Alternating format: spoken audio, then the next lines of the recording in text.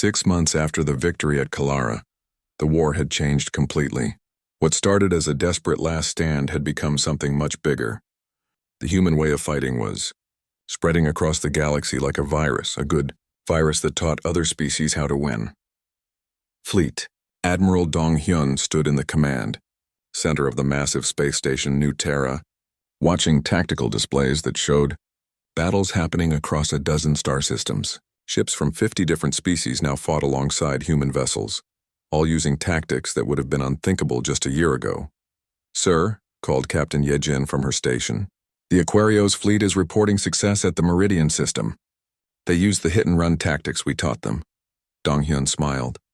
The water-dwelling Aquarios had been completely pacifist before the war. Now they were some of the most effective raiders in the galaxy. "What about the Korthak assault on Voidborn Base 7? War Chief Scarhide says they will have it captured within the hour," replied Lieutenant Park. "He wants to know if he can keep the Voidborn prisoners for questioning." "Tell him no eating the prisoners," Dong Hyun said. "We need information, not snacks." Dr. Subin looked up from her research station. She had been studying captured Voidborn technology for months, trying to understand how their hive mind worked. "Admiral, I think I have found something important." "Show me." Subin activated a holographic display that showed brain scans from captured Voidborn. "Look at these patterns.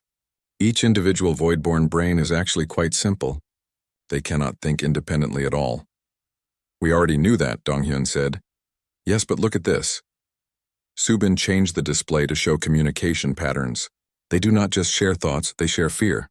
When one Voidborn becomes afraid, that fear spreads to all the others instantly. Dong Hyun leaned forward, interested. "Can we use that?"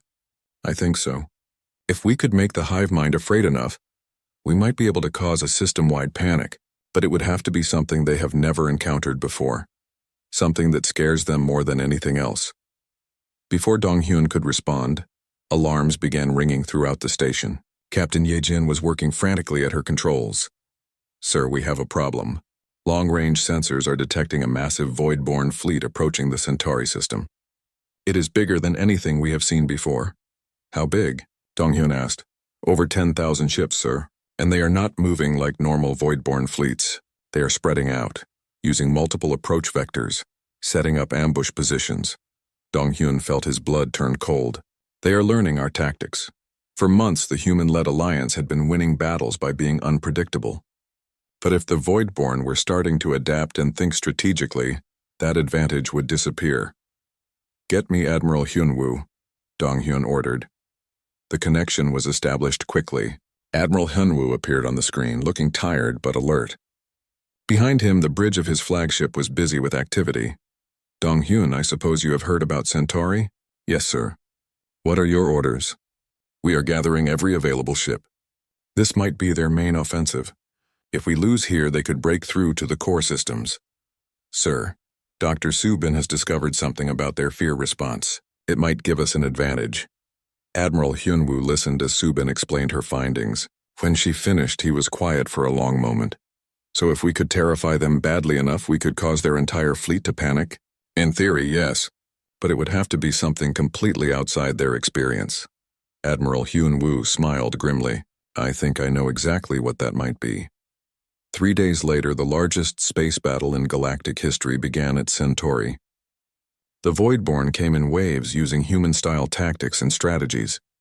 They had learned to be unpredictable, to attack from multiple directions, to coordinate complex maneuvers. But they had not learned the most important human trait of all. Special Operations Commander Jun-ho floated in space near the Voidborn command ship, invisible to their sensors inside his stealth suit. With him were 30 other human commandos, each carrying experimental weapons designed by Dr. Subin. "Remember," Jun-ho whispered into his comm, "we need to reach their central command brain. Once we are inside, we plant the fear amplifiers and get out." The plan was insane. Instead of trying to destroy the Voidborn command ship, they were going to sneak inside and deliberately trigger a fear response in their hive mind. Dr. Subin's amplifiers would make that fear spread to every Voidborn in the system. "Breaching. Charges set," reported Sergeant Kang. "Ready to go in." "Execute," Jun-ho ordered. The charges blew a hole in the Voidborn ship's hull. The commandos poured inside, moving quickly through corridors filled with enemy soldiers. But they were not trying to fight their way through. They were trying to be as terrifying as possible. Contact Section A, called Corporal Lim. Showing them some human hospitality. What followed was not a battle, it was a nightmare. The Voidborn had never encountered humans in close combat before. They had always fought at a distance using overwhelming firepower. But humans had been perfecting close quarters fighting for thousands of years. The commandos used every trick they knew. Flashbang grenades, smoke screens, psychological warfare, and weapons that made sounds designed to trigger primal fear responses. They moved through the ship like ghosts, appearing where the Voidborn least expected them. "This is Junho," the commander reported as his team reached the central brain chamber. "We are in position. Beginning fear amplifier deployment." Dr. Subin's devices were small but powerful. They interfaced directly with Voidborn neural pathways and amplified whatever emotions the brain was experiencing. In this case, that emotion was terror. As the first amplifier activated, the effect was immediate. The massive brain in its tank began pulsing with erratic patterns. Throughout the ship, Voidborn soldiers stopped what they were doing and began backing away from the human commandos. "It is working," Junho reported. "They are definitely scared." But Dr. Subin had built more than just fear amplifiers. She had also included memory projectors, devices that could implant specific images and experiences directly into the Voidborn hive mind. The images she chose were carefully selected from human history. Footage of human soldiers in World War II, charging across beaches under heavy fire. Videos of rescue workers running into burning buildings to save strangers. Pictures of humans exploring frozen Antarctica and the bottom of the ocean. But the most powerful image was simpler than all the others. It was a photograph of a human parent protecting their child from danger. The Voidborn had conquered dozens of species, but they had never encountered anything like humans. They had never seen creatures that would run toward danger instead of away from it. They had never imagined beings that would fight harder when protecting others than when protecting themselves. The fear spread through their hive mind like wildfire. In seconds, every Voidborn in the system suddenly understood what they were really fighting. They were not fighting another galactic civilization. They were not fighting advanced technology or superior tactics. They were fighting humans, and humans did not know how to quit. "All ships, this is Admiral Hyunwoo," came the voice over the comm. "The enemy fleet is retreating. All Voidborn vessels are leaving the system at maximum speed." Captain Ye-jin watched her screens in amazement. "Sir, they are not just retreating from Centauri. Long-range sensors show Voidborn fleets pulling back from systems across the entire sector." Fleet Admiral Dong-hyun could hardly believe it. "Dr. Subin, what exactly did you show them?" Dr. Subin smiled. "I showed them what it means to be human. I showed them that we do not fight just to win. We fight to protect. And I showed them that we will never ever give up." The retreat continued for weeks. System after system was abandoned as the Voidborn pulled back toward their original invasion route. For the first time since the war began, the Alliance was advancing instead of retreating. But as reports came in from liberated worlds, it became clear that something had changed. The Voidborn were not just retreating randomly. They were falling back to a specific location. "They are regrouping," Admiral Hyunwoo announced to his senior staff. "All intelligence indicates they are massing their entire fleet at the edge of galactic space." "For what?" asked Captain Minho. "For one final battle," the Admiral replied. "They are going to throw everything they have at us in a last desperate attempt to win." Fleet Admiral Dong-hyun studied the tactical projections. The numbers were staggering. Even with their recent victories, the Alliance would be outnumbered 10-1. "Can we win?" asked Dr. Subin. Admiral Hyunwoo looked around the room at the faces of humans and aliens who had become closer than family through months of fighting together. "I do not know," he said honestly. "But I know this. If we lose, it will not be because we did not try hard enough." As the Alliance fleet prepared for the final battle, word spread across the galaxy. Every species that could fight was sending ships. Every world that had been liberated was contributing resources. The Voidborn had made a critical mistake. They had given the galaxy time to unite behind the humans of Earth.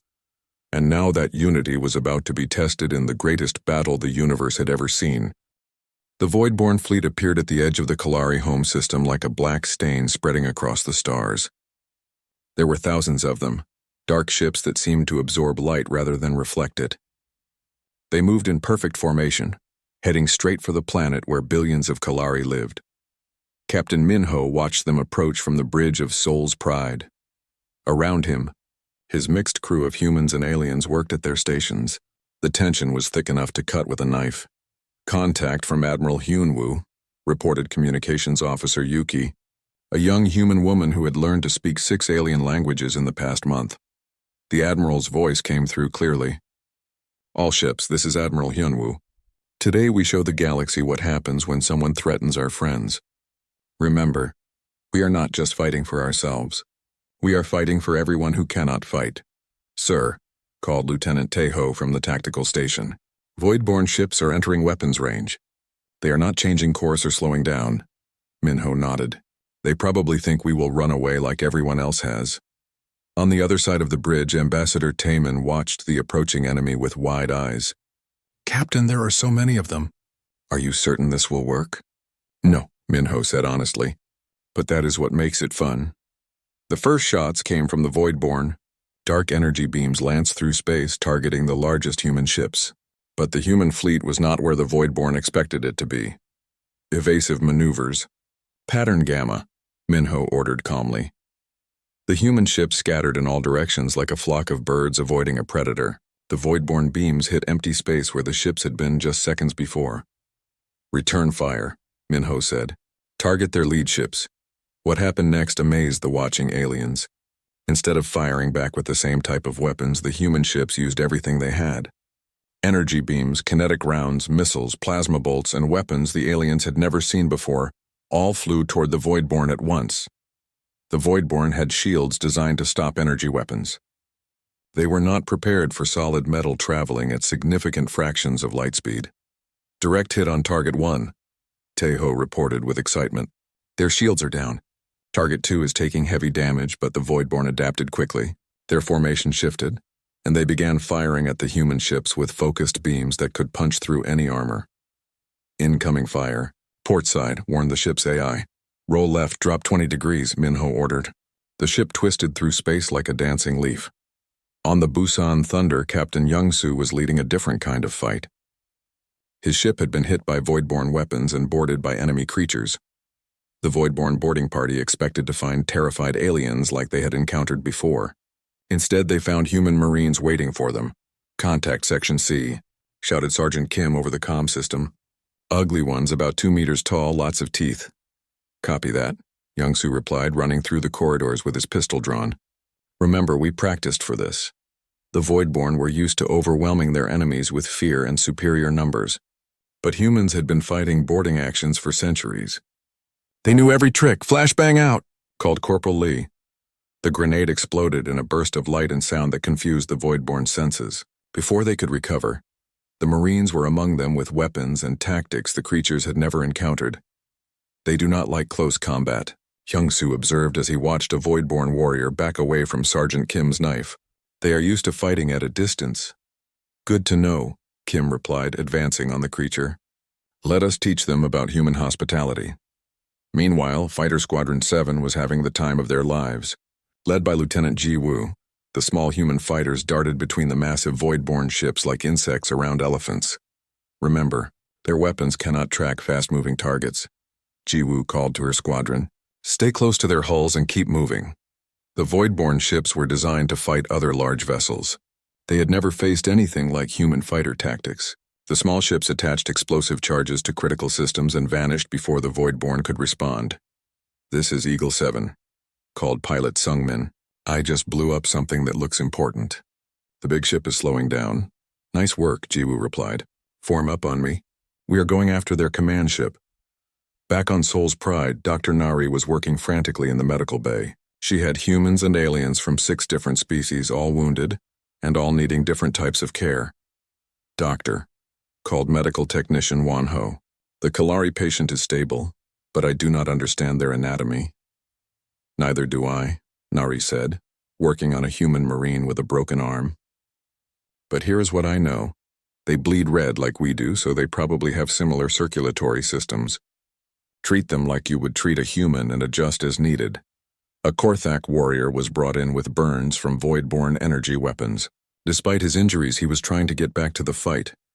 I must return to battle, the reptilian alien growled. My people do not retreat. Neither do mine, Nari said firmly, pushing him back onto the medical table. But my people also do not fight while wounded. You will heal first, then you can go back to hitting things. The battle raged for 6 hours.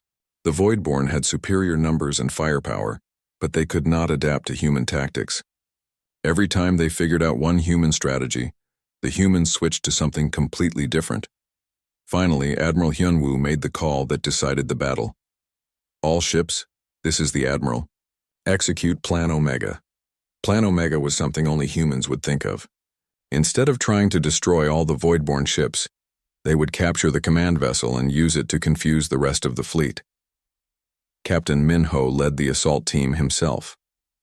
Along with Marines from Earth and warriors from Korthak, they boarded the largest Voidborn ship and fought their way to the bridge. The Voidborn command center was unlike anything they had ever seen. Instead of individual stations, there was a single massive brain, floating in a tank of dark liquid. Cables connected it to every system on the ship. That is their commander, said War Chief Scarhide, pointing at the brain with his weapon. It controls all the others. Can we capture it? Minho asked. Chief Engineer Yunji, who had insisted on coming along, was already studying the alien technology. Give me 10 minutes. I think I can disconnect it from their network and connect it to our systems instead. You have 5 minutes, Minho said, watching his Marines set up defensive positions. I do not think the Voidborn will wait for us, they did not. Wave after wave of Voidborn warriors tried to retake their command center, but humans had learned long ago how to hold defensive positions against superior numbers. Yunji, any time now, Minho called as he fired at another group of attackers. Almost. Got it, Yunji shouted. Suddenly, every Voidborn ship in the system stopped moving. For a moment, there was complete silence. Then the Voidborn fleet began to retreat. Without their hive mind connection, they had no idea what to do or where to go. This is Admiral Hyunwoo to all ships, came the voice over the comm. The enemy is retreating. Do not pursue. We have achieved our objective. On the surface of Kalara, billions of people looked up at the sky and saw the dark ships disappearing into space. For the first time in years, they were safe. Ambassador Taemin stood on the bridge of Soul's Pride and watched the human crew celebrate their victory. They were not celebrating because they had won a battle. They were celebrating because they had saved lives. Captain Minho, Taemin said quietly. Thank you, Minho smiled. Do not thank us yet, Ambassador. This was just the beginning. The real fight starts now. As the human fleet regrouped and prepared for the next battle, word of their victory spread across the galaxy. For the first time since the Voidborn appeared, an alien fleet had not just survived an encounter, they had won. The galaxy was starting to believe that maybe, just maybe, they could actually defeat the Voidborn, and it was all because of the Deathworlders from Earth. Admiral Hyunwoo returned to Earth with news that made the entire planet stop and listen. For the first time in 500 years, aliens had asked for their help. Not just any help, they wanted Earth to go to war. The response was immediate. Every news channel showed the same images. Alien cities burning, entire worlds going dark, millions of refugees fleeing across space. By the end of the day, every major nation on Earth had agreed to help. We leave in 1 week, Admiral Hyunwoo announced to his senior staff. I want our fastest ships ready for the journey to meet with their leaders. Dr. So-young, Earth's leading expert on alien biology, raised her hand. Sir, what do we know about these Voidborn? Are they even biological? Unknown. That is why you are coming with us, Doctor. Colonel Jinho grinned from across the table. Finally, some real action. I was getting tired of training exercises. The Admiral smiled. Careful what you wish for, Colonel. This might be bigger than anything we have faced before. 1 week later, the human delegation arrived at the temporary council base on Kalara Station. Ambassador Taemin met them at the docking bay with a full honor guard. But as the humans walked off their ship, the aliens began to whisper nervously. The humans looked so normal. They were not huge or covered in armor. They did not have weapons visible. They just looked like curious tourists visiting a new place. Welcome to Kalara Station, Taemin said formally. We are honored by your presence. Thank you, Admiral Hyunwoo replied. Nice place you have here. Very peaceful. Dr. So-young was already looking around with interest. Fascinating architecture. and the gravity feels about 20% lighter than Earth standard. How do your people adapt to different environments? We do not, Taman said, confused. Most species can only live in very specific conditions. How do humans adapt? We just do, Dr. So Young said with a shrug. Humans can live almost anywhere. Mountains, deserts, frozen wastelands, tropical jungles. We even have people living underwater and in space stations. The alien delegation looked shocked. One of them, a tall blue creature called Veltar, spoke up. But surely your homeworld must be very mild and safe for you to spread so easily. Colonel Jinho laughed. Safe, Earth? You should see our weather reports. Last month we had hurricanes, earthquakes, volcanic eruptions, and a blizzard that buried entire cities. That was just Tuesday. The alien stared at him in horror. Earthquakes? Veltar whispered. Your planet's surface moves? All the time, Dr. So Young said cheerfully. The whole surface is broken into pieces that slide around. Sometimes they bump into each other and make mountains. Sometimes they split apart and make oceans. It is quite exciting. Admiral Hyunwoo noticed the aliens getting paler. Perhaps we should focus on the briefing about the Voidborn. They moved to a large conference room where holographic displays showed star maps covered in red zones. Each red zone was a system the Voidborn had destroyed. They appeared 3 years ago from outside our galaxy, Taman explained. They do not communicate. They do not negotiate. They simply consume everything and move on. Interesting, Dr. So Young said, studying the data. They seem to follow a pattern, always moving toward systems with the most life. Have you tried attacking their supply lines? Supply lines? Taman looked confused. You know, the ships that bring them food and ammunition and replacement parts, Colonel Jinho said. Every army needs supplies. We never thought of that, Veltar admitted. Our military doctrine focuses on defensive positions and retreat when overwhelmed. The humans exchanged glances. Admiral Hyunwoo cleared his throat. What about offensive operations? Counterattacks? Flanking maneuvers?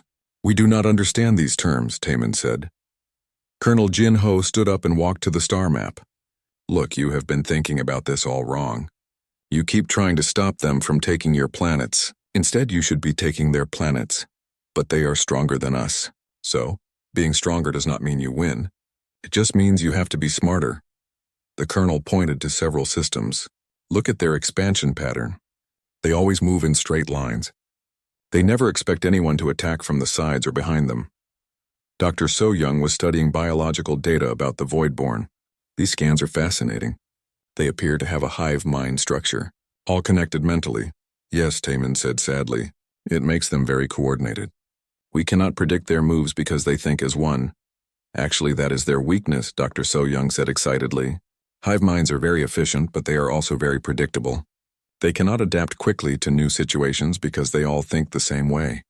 How is that useful? Veltar asked. Admiral Hyunwoo smiled. Because humans never think the same way. Every human commander has different ideas, different tactics, different solutions. We are completely unpredictable. The briefing continued for hours. The aliens showed the humans everything they knew about Voidborn technology, tactics, and behavior. With each new piece of information, the humans became more excited. Their ships are heavily armored in front but weak on the sides. Colonel Jinho noted. Their weapons are very powerful but slow to recharge. Admiral Hyunwoo observed. They travel in perfect formations with no scouts or advance guards. Dr. So Young added. Finally, Tae-min asked the question that had been bothering him. Admiral, are you not afraid? These creatures have destroyed civilizations that were thousands of years old. Admiral Hyunwoo considered this seriously. Ambassador, let me tell you about Earth. Our planet has tried to kill us every single day for millions of years. Ice ages, plagues, supervolcanoes, asteroid impacts, predators with teeth longer than your arm. And we are still here. But these are not natural disasters, Veltar protested. These are intelligent enemies with advanced technology. Even better, Colonel Jinho said with a grin. Natural disasters do not think. You cannot outfight a hurricane or negotiate with an earthquake. But intelligent enemies make mistakes. They get overconfident. They underestimate their opponents. Dr. So Young pulled up an image of Earth's history. Did you know that humans almost went extinct multiple times? Ice covered most of our planet. Disease killed 9 out of every 10 people. Volcanic ash blocked out the sun for years. But we always survived. How? Tae-min asked. We adapt, we fight. We never give up, Admiral Hyunwoo said simply. And most importantly, we protect each other. When one human tribe was in danger, other tribes would come to help. Even tribes that had been enemies. The admiral stood up and looked around the room. You asked us for help, Ambassador. That makes you part of our tribe now, and humans always protect their tribe. That evening, as the aliens tried to process everything they had learned, Tae-min found himself walking the corridors of the station. He passed by the human quarters and heard something that made him stop. Laughter. Through the door, he could hear the humans talking and laughing as they planned their war against the most dangerous enemy the galaxy had ever faced. They sounded like they were planning a picnic. Tae-min realized something that both thrilled and terrified him. The humans were not afraid of the Voidborn. They were looking forward to fighting them. The news spread across Earth like wildfire. Within hours of Admiral Hyunwoo's return, every major government had called emergency meetings. By the end of the first day, something remarkable happened. Something that had never occurred in human history. Every nation on Earth agreed to work together. Captain Minho stood on the bridge of the newly constructed battleship Seoul's Pride and watched the shipyards of Luna Base. Hundreds of ships were being built at the same time. Human engineers worked around the clock, using new alien technology mixed with human designs. Captain, called Chief Engineer Yoon-ji from her station, the new shield generators are ready for testing. The aliens said it would take months to install them properly. How long did it take us? Minho asked. 6 hours, Yoon-ji said with a proud smile. I had to redesign their entire power coupling system. It was very inefficient. Minho shook his head in amazement. Human engineers had looked at alien technology that had taken centuries to develop and immediately started improving it. What about the weapons? That is the fun part, Yoon-ji said, pulling up a holographic display. Their energy weapons are powerful but very slow, so I combined them with our kinetic weapons. Now we can fire both at the same time. Will it work? Only one way to find out. Across the galaxy, other species were watching Earth's preparations with growing amazement. Diplomat Sang-wook had spent the last month visiting different alien worlds, trying to calm their fears about human involvement. On the water world of Aquarios, he met with Prime Minister Reefsinger. The aquatic alien's gill slits fluttered nervously as they talked. You must understand our concern, Reefsinger said. The old records about humans are very frightening. They describe your species as incredibly violent. Sang-wook nodded calmly. Those records are not wrong. Humans can be very violent when necessary, but we are only violent toward our enemies. How do we know we will not become your enemies? Because you asked for our help, Sang-wook explained. In human culture, that makes you family, and humans always protect their family. On the crystal world of Shard, Intelligence Officer Hye-jin was studying voidborn communication patterns with their top scientists. The crystal beings communicated through light patterns that changed color. We have intercepted many voidborn transmissions, said Bright Flash, the lead scientist, but we cannot understand them. Hye-jin studied the data on her portable computer. That is because you are trying to decode them like normal language. But look at the patterns. They are not talking to each other. They are sharing thoughts directly. How is that possible? Think of it like a computer network. Every voidborn is connected to a central brain. They do not need to communicate because they all share the same mind. Bright Flash's light patterns shifted to show confusion. But how do you fight an enemy that thinks as one? Hye-jin smiled. You think as many. Meanwhile, Admiral Hyunwoo was dealing with a problem he had not expected. Other quarantined worlds had heard about Earth's involvement and wanted to join the fight. The delegation from Korthok was especially interesting. They were large reptilian creatures with thick armor plating and natural weapons. Their representative, War Chief Scarhide, stood 3 meters tall and looked like he could bite a starship in half. For 500 years, the Council has kept us locked away, Scarhide growled. They said we were too aggressive, too dangerous. But now they need warriors. What do your people want? Admiral Hyunwoo asked. To fight alongside the legendary humans of Earth. Our scouts have seen your ships. They are beautiful instruments of war. Dr. So-young, who was also at the meeting, looked curious. What makes your world dangerous? Scarhide's eyes gleamed. Korthok has gravity 3 times stronger than Earth standard. Our atmosphere is toxic to most species. Our wildlife includes predators that hunt in packs and can run faster than most aircraft. Sounds like home, Admiral Hyunwoo said with a grin. You would enjoy hunting on our world. Scarhide agreed. Perhaps after we defeat these Voidborn, you will visit. Similar meetings were happening across human space. The spider-like engineers from Web World offered to help build ships. The energy beings from Plasma Heart volunteered to power human weapons. Even peaceful species like the plant people of Garden World offered to grow food for the war effort. But the real surprise came from an unexpected source. Sir, Communication Officer Bora called from her station at Sol Command. We are receiving a transmission from outside the galaxy. Admiral Hyunwoo frowned. From where? Unknown location. The signal is very weak and badly damaged. But sir, I think it might be from human ships. That is impossible. We have never sent ships outside the galaxy. Bora worked frantically at her controls. I am cleaning up the signal now. Sir, you need to hear this. The voice that came through the speakers was definitely human, but it was filled with static and interference. This is Captain Park Jae-sung of the exploration vessel New Horizon. If anyone receives this message, do not come looking for us. We found something out here, something that calls itself the Voidborn. They followed us back toward the galaxy. We tried to stop them, but there are too many. We are going to make our last stand at the edge of galactic space. Tell Earth. Tell Earth we tried to buy you time. The message cut off. Everyone in the command center was silent. Finally, Admiral Hyunwoo spoke. How old is that message? Based on the signal degradation. About 3 years, sir. 3 years ago. Exactly when the Voidborn first appeared. Those brave idiots, the Admiral said quietly. They found the Voidborn and tried to fight them alone. Dr. So-young pulled up star charts on her computer.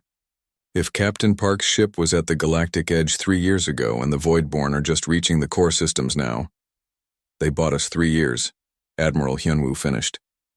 3 years to prepare. The news of Captain Park's sacrifice spread quickly through the human fleet. But instead of making them sad, it made them angry. Very angry. On every human ship, the same message was painted on the walls.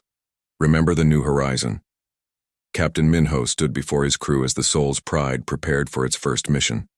Behind him, alien officers from a dozen different species waited nervously. 3 years ago, Captain Park and his crew died fighting these Voidborn, Minho said. They died alone, far from home, trying to protect people they had never met. Today we make sure their sacrifice was not wasted. The alien officers looked confused. One of them, a tall gray being called Whisperwind, spoke up. Captain, how can you be certain we will win? The Voidborn have destroyed so many others. Minho smiled. Whisperwind, let me tell you something about humans. We are pack hunters. For millions of years, we survived by working together to bring down creatures much larger and stronger than us. And do you know what the most important rule of pack hunting is? No, Captain. Never hunt alone. Minho gestured toward the view screen, which showed hundreds of human and alien ships moving through space together. The Voidborn have never faced a pack like this. Ambassador Tai Min stood in the ruins of what used to be the beautiful city of Kalanos. Black smoke rose from twisted metal and broken glass. The air smelled like death and burning fuel.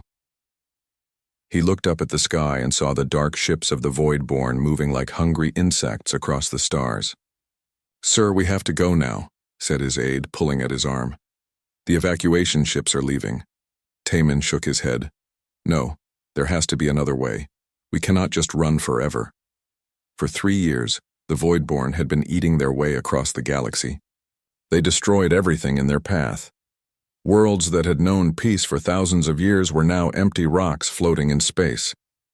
The Galactic Council's mighty fleets were broken and scattered. Taemin was not a soldier. He was a scholar who loved old books and ancient history. But now he was one of the few council members still alive. The weight of his people's survival pressed down on him like a heavy stone. Back on the council ship, Taemin went straight to the archive. The ship's computer held records from across the galaxy. Most ambassadors never bothered with the old files. They were too busy with trade deals and peace treaties. But Taemin had always been different. Computer, show me all records about quarantined worlds, he said. The blue hologram flickered to life. Searching. Found 47 quarantine systems. Show me only the military quarantines, the dangerous ones. Found 12 systems. Warning. Access to these files requires special permission. Taemin's hands shook as he entered his emergency codes. Override. Council Emergency Protocol 7. The files opened.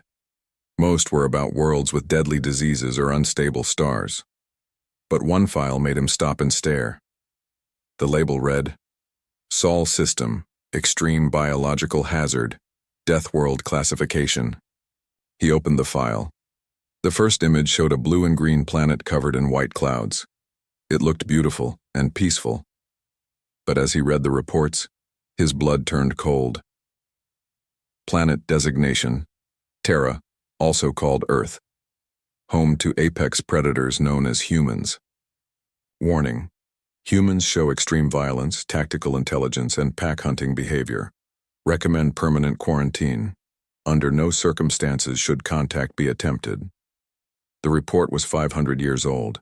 It described creatures that fought, wars for fun, that turned their own planet's dangerous animals into pets, and that somehow survived in conditions that would kill most galactic species. Humans, Taemin whispered. They called them humans. He read more. These humans had survived ice ages that froze their entire planet. They had fought diseases that should have wiped them out. They had even fought each other in wars that covered their whole world. And somehow, they were still alive. At the bottom of the file was a single line that made his heart race. Military assessment. If unleashed, human forces could pose a significant threat to galactic stability. Taemin stood up so fast his chair fell over. A threat to galactic stability. That was exactly what they needed. He ran to the communication center. The officer on duty looked surprised to see him. Sir, is everything all right? I need you to send a message, Taemin said, breathing hard. To the Sol system. The officer's face went white. Sir, that system is under strict quarantine. I cannot override. Council Emergency Protocol 7, Taemin said. Send this message on all frequencies. The officer's hands shook as he worked the controls. Ready to transmit, sir. Taemin took a deep breath. He was about to break 500 years of law. But what choice did he have? The galaxy was dying. This is Ambassador Taemin of the Galactic Council, he began. We are sending this message to the people of Earth. We know you have been isolated for many years. We did this because we were afraid of you. We thought you were too dangerous. He paused. In the distance, he could hear alarms as more void-born ships approached. We were wrong. We need your help. An enemy called the Voidborn is destroying everything. They have killed billions of our people. Our armies are broken. Our worlds are burning. If you can hear this message, please help us. We know we have no right to ask, but you are our only hope. The message was sent across space at faster than light speed. Now all Taemin could do was wait. The answer came back in less than 6 hours. When it did, every being on the ship stopped what they were doing to listen. The voice was calm and friendly. It belonged to someone called Bora from something called Sol Station. Hello, Ambassador Taemin. This is Communication Officer Bora of Earth Defense Command. We received your message. We are very sorry to hear about your troubles with these void-born creatures. We would like to help. Taemin felt hope for the first time in months. But then Bora continued. We are sending Admiral Hyunwoo to meet with you. He should arrive in about 2 days. In the meantime, we are preparing our fleets. Oh, and do not worry about us being dangerous. We only fight when we need to. Usually. That last word made Taemin's stomach twist. Usually? 2 days later, a human ship appeared near the council vessel. It was not huge like the Galactic Council's ships, but something about it made everyone nervous. It looked like it was built for fighting and nothing else. Admiral Hyunwoo came aboard with a small team. The humans were smaller than most galactic species. They did not have sharp teeth or claws. They looked almost harmless. But their eyes were different. Alert, always watching. Thank you for coming, Taemin said as they met in the conference room. Admiral Hyunwoo smiled. Thank you for asking. We have been very bored lately. It has been almost 10 years since our last real war. Taemin blinked. You fight wars regularly? Not on purpose, the Admiral said. But things happen. Pirates attack our trade routes. Hostile aliens try to invade. Sometimes we have to fight each other when we disagree about things. It keeps us sharp. The other council members looked terrified. But Taemin felt something he had not felt in years. He felt hope. "Tell me about these Voidborn," Admiral Hyunwoo said, leaning forward. "What are their weapons? How do they fight? What are their weaknesses?" For the next 6 hours, Taemin shared everything they knew. The Admiral listened carefully, sometimes asking questions that no one had thought to ask before. Finally, Admiral Hyunwoo sat back in his chair. "This sounds like fun," he said. Taemin stared at him. "Fun? They have destroyed half the galaxy." "Exactly," the Admiral said, grinning. "A real challenge. Do not worry, Ambassador. We will handle this. Earth is very good at handling problems." As the humans left to return to their ship, Taemin wondered what he had just unleashed on the galaxy. But as he watched their ship disappear into space, he felt something he had not felt in a very long time.